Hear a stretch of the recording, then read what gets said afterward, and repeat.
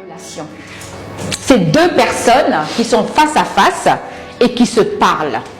Et ça, demain, en fait, ce que je voudrais, moi, que vous tiriez demain, il faut vous appeler super communicateur. Parce que vous allez avoir les outils pour créer la relation avec l'autre.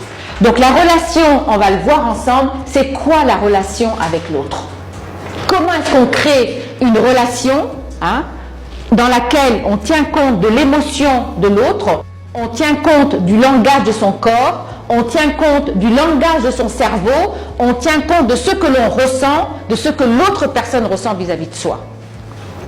Et c'est dedans qu'on va mettre tout ce qui est écoute, c'est dedans qu'on va mettre tout ce qui est communication avec les autres, c'est dedans qu'on va regarder, intégrer l'émotion de l'autre ou l'opinion de l'autre, et puis c'est dedans qu'on va voir, mais qu'est-ce que moi je peux apporter à l'autre pour lui permettre de se sentir à l'aise.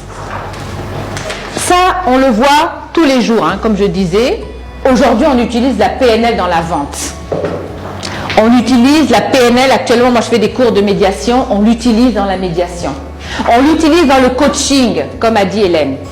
On l'utilise partout. On l'utilise en famille, avec ses enfants. Parce que c'est de la même façon. Comment est-ce que tu fais pour créer la relation avec l'enfant? Vous allez voir que quand un enfant vient, il te tire pour dire je veux te parler, tout de suite, tu te mets à son niveau et tu crées la relation avec lui. Mais quand tu le regardes de haut, tu vois que l'enfant a plus de mal à s'adresser avec toi.